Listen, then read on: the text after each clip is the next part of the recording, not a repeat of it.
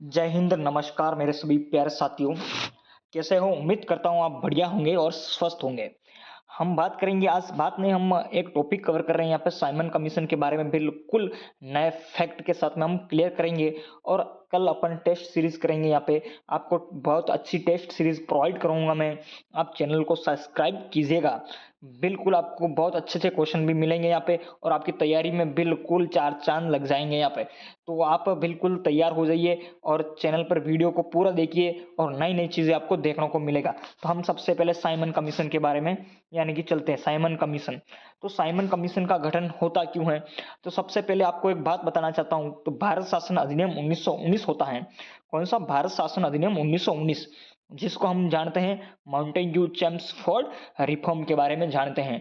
इसकी समीक्षा के लिए इसमें एक प्रावधान था इस अधिनियम में कि इसकी समीक्षा के लिए प्रत्येक 10 वर्ष के बाद इसकी समीक्षा की जाएगी और वो रिपोर्ट प्रस्तुत करनी होगी। इसलिए साइमन कमीशन का यहाँ पे गठन होता है। तो यहाँ पे देखोगे प्रत्येक 10 वर्ष के अंतराल पर एक आयोग का गठन किया जाएगा और 1919 एक्ट की समीक्षा कर सिफारिशें प्रस्तुत करना इसका उद्देश्य है। ठीक है ना? तो फिर अपन नेक्स्ट आगे देखते हैं। तो यह आयोग 10 वर्ष पूर्ण होने से पहले ही बन गया था। इसको बनना था 10 वर्ष, मतलब नहीं 10 वर्ष नहीं, सॉरी, यहाँ पे 2 वर्ष पूर्व ही बन गया है क्योंकि बोलने में मिस्टेक हो गई यहाँ पे। तो 2 वर्ष पूर्व ही यानी कि बन गया था, पहले बन गया था, कहने का मतलब ये 2 वर्ष बाद बनना था। तो क्यों बना? एक कारण था।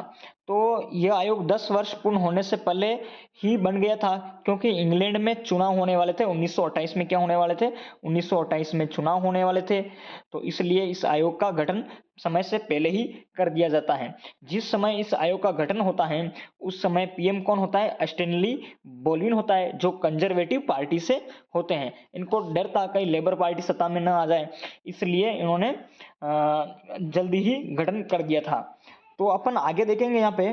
तो मैं आपको बताना चाहता हूँ आप आगे साइमन कमीशन। तो आप देखोगे यहाँ पे साइमन कमीशन का गठन। सबसे पहले साइमन कमीशन का गठन होता है 8 नवंबर। कब होता है? 8 नवंबर 1927 को साइमन कमीशन का गठन होता है। साइमन कमीशन नाम नहीं होता है, गठन के समय साइमन कमीशन नाम नहीं होता है, लेकिन इसकी अध्यक्षता जॉन साइमन के करने पर ही जॉन साइमन करते हैं। इसलिए इस आयोग का नाम ही, मतलब इसका क्या कर दिया, इस कमीशन का नाम ही साइमन कमीशन कर दिया। लेकिन इसका वास्तविक नाम क्या था? इंडियन स्टेचुरी कमीशन था। कौन क्या था? इंडियन स्टेचुरी कमीशन था। कौन सा था? इंडियन स्टेचुरी कमीशन था। ठीक है ना? इंडियन स्टेचुरी कमीशन इसका वास्तविक नाम था। इसकी अध्यक्षता जॉन साइमन करेंगे और इसका नेतृत्व कौन करेंगे? भारत सचिव लॉर्ड बर्किन हेड करेंगे। और इसमें कौन 7 सदस्य, सातों के सातों कौन होंगे? अंग्रेज होंगे।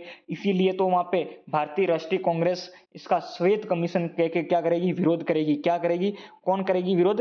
भारतीय राष्ट्रीय कांग्रेस श्वेत कमीशन कह के इसका विरोध करेगी। अपन आगे देखेंगे यहाँ पे। तो आगे देख लेते हैं जल्दी से। भारतीय कांग्रेस का मद्रास अधिवेशन होता है, जिसकी अध्यक्षता कौन करेंगे? एम ए अंसारी कर रहे हैं यहाँ पे अध्यक्षता। और इस अधिवेशन में यह निर्णय लिया गया है कि साइमन कमीशन का हर जोर तरीके से और हर स्तर पर हम विरोध करेंगे। यह निर्णय कौन से? मद्रास अधिवेशन में लिया जाएगा यहाँ पे। और साइमन कमीशन के कुछ पार्टियां हैं यहाँ पे जो सहयोग करेगी और कुछ पार्टियां ऐसी है जो विरोध करेगी। तो अपन यहाँ पे आगे देखेंगे यहाँ पे कौन कौन सी पार्टियां सहयोग कर रही है। तो यहाँ पे साइमन कमीशन का सहयोग करने वाले और विरोध करने वाली पार्टियों के नाम दे रखे हैं, ये आप नोट कर दीजिए। यहाँ पे आ सकता है, यहाँ पे क्वेश्चन बिल्कुल ऐसे क्वेश्चन बिल्कुल बन सकते हैं, बहुत ही अच्छे क्वेश्चन है। यहाँ पे मुस्लिम लीग जो शफी खान के नेतृत्व वाली जो पार्टी है वो क्या करेगी? साइमन कमीशन का सहयोग करेगी। जस्टिस पार्टी भी सहयोग करेगी, यूनिस्ट पार्टी भी सहयोग करेगी, ऑल इंडिया सिख लीग भी सहयोग करेगी और ऑल इंडिया डिप्रेस्ड एसोसिएशन भी यहाँ पे कौन करेगी? सहयोग करेगी, जो डॉक्टर अम्बेडकर के नेतृत्व वाली है।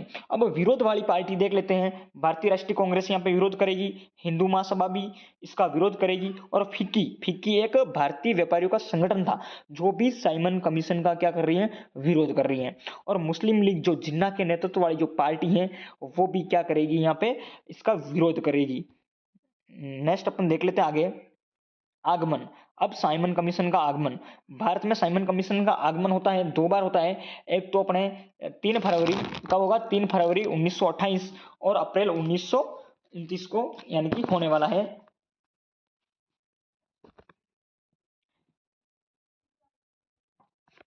1929 में होगा। जो रिपोर्ट कब प्रस्तुत होगी, मई 1930 में यहाँ पे रिपोर्ट प्रस्तुत हो जाएगी। और रिपोर्ट प्रस्तुत होगी तो यहाँ पे विचार विमर्श के लिए प्रथम गोलमेज सम्मेलन का यहाँ पे आयोजन किया जाएगा। जब साइमन कमीशन भारत में आगमन होगा तो साइमन गो बैक का नारा कौन लगेगा, यूसुफ मेहर अली खान, मतलब अली, वो लगाएंगे नारा। तो यहाँ पे अपन अब विरोध कहाँ पे कौन कौन विरोध कर रहे हैं यहाँ पे, तो अपन यहाँ पे देखेंगे। सबसे पहले तो लाहौर में कौन विरोध करेंगे इसका, तो लाहौर में कौन विरोध करेंगे, लाला लाजपत राय विरोध करेंगे, जिसको हम पंजाब केसरी के नाम से जाने जाते हैं। और एक जो अधिकारी होते हैं, अंग्रेज अधिकारी, इन्होंने लाला लाजपत राय के ऊपर लाठियां बरसा दी, जिसके कारण इनकी तबीयत खराब हो जाती है और थोड़ी गंभीर हालत होने के कारण बाद में इनकी क्या हो जाती है, मृत्यु हो जाती है। और लाला लाजपत राय बोलते हैं कि मेरे सिर पर पड़ी एक एक लाठी ब्रिटिश साम्राज्य के ताबूत में अंतिम कील साबित होगा।